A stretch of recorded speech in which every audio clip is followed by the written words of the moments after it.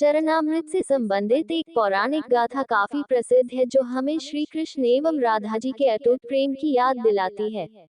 कहते हैं कि एक बार नंदलाल काफी बीमार पड़ गए। कोई दवा या जड़ी बूटी उन पर बेअसर साबित हो रही थी।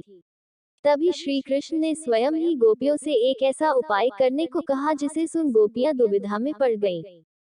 दरअसल श्री कृष्ण ने गोपियों से उन्हें चरणामृत पिलाने को कहा। उनका मानना था कि उनके परम भक्त या फिर जो उनसे अति प्रेम करता है तथा उनकी चिंता करता है, यदि उसके पांव को धोने के लिए इस्तेमाल हुए जल को वे ग्रहण कर ले तो वे निश्चित ही ठीक हो जाएंगे। लेकिन दूसरी ओर गोपियां और भी चिंता में पड़ गईं।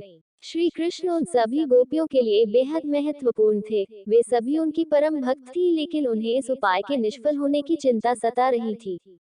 उनके मन में बार बार यह आ रहा था कि यदि उनमें से किसी एक गोपी ने अपने पांव के इस्तेमाल से चरणामृत बना लिया और कृष्ण जी को पीने के लिए दिया तो वह परम भक्त का कार्य तो कर देगी, परंतु किन्हीं कारणों से कान्हा ठीक ना हुए तो उसे नर्क भोगना पड़ेगा। अब सभी गोपियां व्याकुल होकर श्री कृष्ण की ओर ताक रही थी और किसी अन्य उपाय के बारे में सोच ही रही थी कि वहां कृष्ण की प्रिय राधा आ गईं। अपने कृष्ण को इस हालत में देख के राधा के तो जैसे प्राण ही निकल गए हों।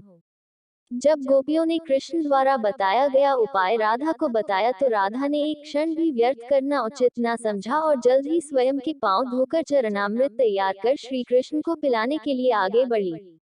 राधा जानती थी कि वे क्या कर रही हैं।